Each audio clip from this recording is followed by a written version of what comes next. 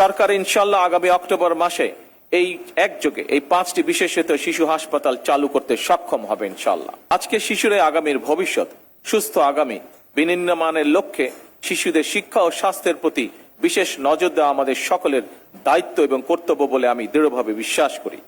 সেদিকে লক্ষ্য রেখে বর্তমান সরকার শিশুদের জন্য নতুন শিক্ষা কারিকুলাম প্রণয়ন করছে। একইভাবে শিশু স্বাস্থ্যের প্রতিও সরকার বিশেষভাবে নজর দিয়েছে।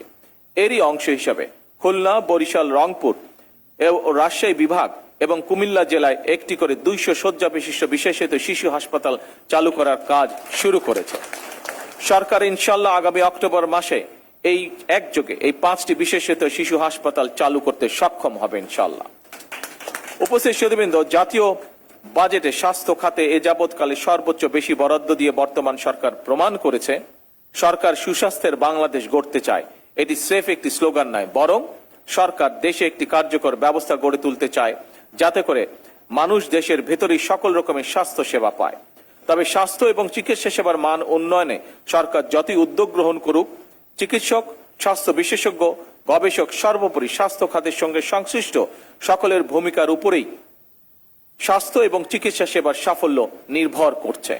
উপস্থিত সুধীবৃন্দ, সরকার এমন একটি কল্যাণমুখী রাষ্ট্র প্রতিষ্ঠা করতে প্রতিশ্রুতিবদ্ধ যেখানে চিকিৎসা পাওয়ার জন্য কোনো নাগরিককে দেশের বাইরে হতে যেতে হবে না, কিংবা কেউ অর্থ অভাবে স্বাস্থ্য সেবা থেকে ইনশাল্লাহ বঞ্চিত হবে না। আপনাদের মাধ্যমেই নিশ্চিত করা সম্ভব এই বিষয়গুলো।